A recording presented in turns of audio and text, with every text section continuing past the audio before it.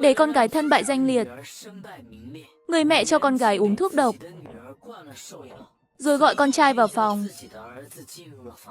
Không ngờ con trai bị con gái cắt đứt. Đồng chí Lục, không phải chúng tôi cho uống thuốc độc. Cô ta tự lấy thuốc thú y uống. Trước đây cũng uống. Nói là để hưng phấn. Tống Tư Minh tưởng rằng Tống Nhiên bị ép uống thuốc chuột. Nghe họ nói, ánh mắt càng thêm căm phẫn. Anh Đình, anh nghe thấy không? Cô ta là loại người này. Sự thật thế nào? Tôi nghĩ công an sẽ điều tra rõ. Rất nhanh công an tới. Ngô Nhị Quế thấy công an tới, chân run rẩy. Sợ gì? Chẳng lẽ thua con bé? Trần Quế Hoa tuy là phụ nữ nông thôn, nhưng từng làm bảo mẫu ở Kinh Thành, cũng coi như từng trải. Không ngờ, Tống Nhiên luôn nhút nhát lại dám cầm kéo. Cắt của đại phú chỉ còn dính lớp da. Đại phú sau này không lấy được vợ.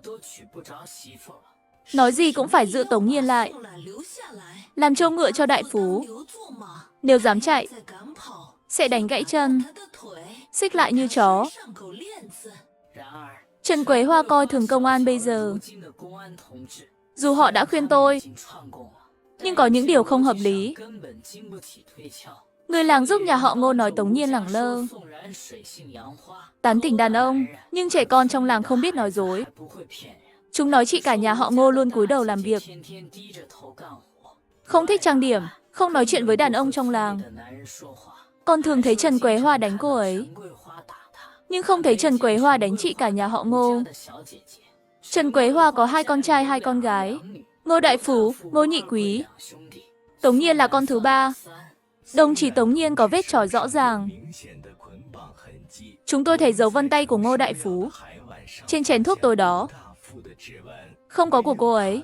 Từ 2 vết thương trên người Ngô Đại Phú và vết máu, dấu chân trong phòng, kết hợp lời khai dân làng, có thể sơ bộ xác định Ngô Đại Phú có hành sáu cưỡng ép. Đồng chí Tống Nhiên tự vệ chính đáng. Tội cưỡng bức là trọng tội. Vết thương của Ngô Đại Phú không chí mạng, khi lành vết thương, vẫn phải vào tù. Đáng tiếc Ngô Lão và Ngô Nhị Quý đều thoát tội. Thấy đổ oan cho Tống Nhiên vô dụng, sợ liên lụy, Đồng Thanh nói, họ không biết hành sáu của Ngô Đại Phú. Trần Quế Hoa quỳ xin lỗi Tống Nhiên, tự tát vào mặt, biến mình thành người mẹ tốt bị con trai lừa. Sao để người lớn quỳ?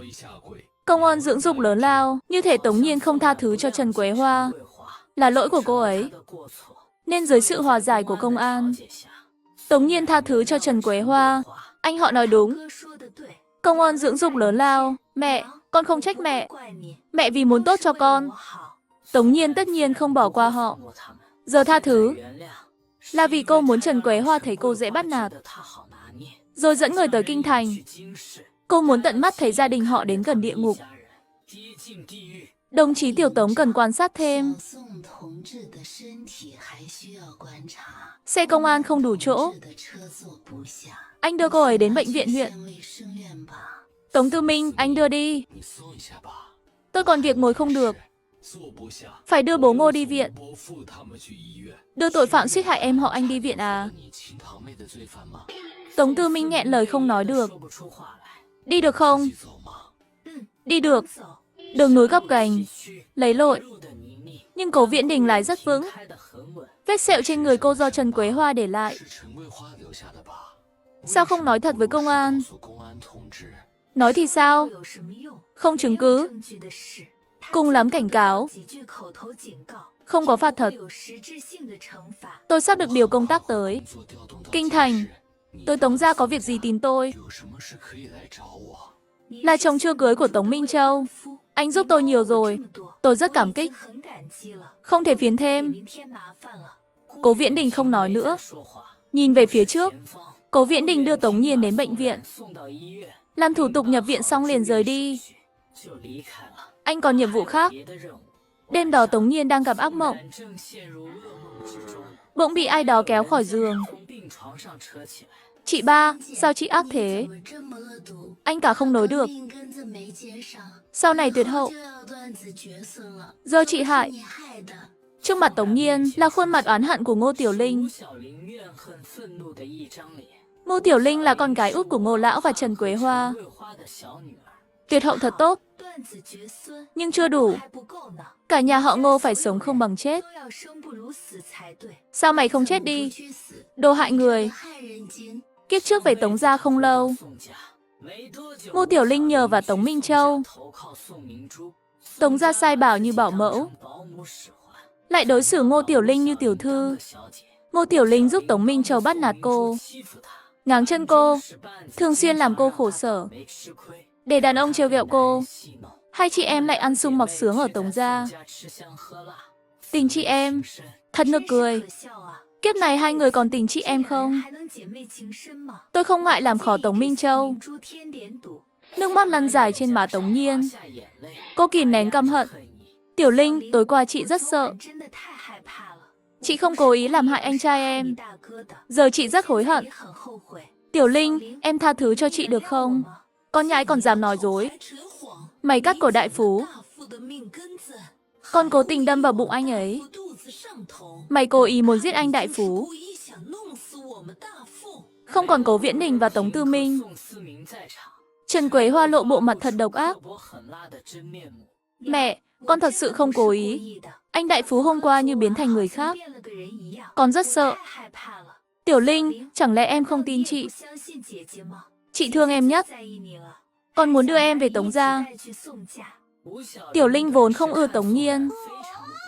Nghe đến câu sau, khuôn mặt xinh đẹp kiêu căng lộ vẻ mừng rỡ. Chị ba, chị nói thật chứ? Chị thật muốn đưa em đến Tống gia. Sắc mặt Ngô Lão và Trần Quế Hoa thay đổi. Tất nhiên rồi, chúng ta chưa bao giờ xa nhau. Trong mắt chị, em là em gái ruột của chị. Sao chị có thể đi kinh thành sống tốt mà không đưa em theo? Khi đó chị nhờ bố mẹ ruột xếp cho em công việc ổn định. Vẫn tốt hơn làm giáo viên tạm thời ở quê. Tiểu Linh, có phải không? Mẹ, con muốn theo chị ba đến Tống gia. Con không muốn làm giáo viên tạm thời. Một tháng cùng lắm được 3-5 đồng. Nghe nói váy đẹp trong Bách Hóa. Một cái mấy chục đồng. Con nhãi, con thật muốn đưa em gái về Tống gia. Mẹ, con thật không nỡ xa Tiểu Linh. Hơn nữa đến kinh thành con không quen ai. Có Tiểu Linh làm bạn, con yên tâm hơn. Tiểu Linh thông minh, chắc chắn được yêu mến. Nếu không phải không tiện, con còn muốn đưa hai người cùng đi. Tống Nhiên nói chân thành. Câu người lại. Tống Nhiên nhát gan. Nơi đất khách quê người, có em gái làm bạn cũng hợp lý. Cố Viễn Đình ngoài cửa vẻ mặt điềm tĩnh. Khuôn mặt tuấn tú như phủ một lớp sương lạnh. Lý Dũng được mời tới cũng bất lực. Hai người từng là đồng đội. Lý Dũng được phân công tới đây. Cố Viễn Đình cố tình lái xe đi tìm anh, để nhờ anh 2 ngày này chăm sóc cô ấy. Tống Nhiên, nghe nói cô bé cô độc không nơi nương tựa, sợ bị gia đình độc ác bắt nạt. Cô bé thật tốt, lại đi nịnh bợ những kẻ bắt nạt mình. Đúng là kẻ nhu nhược.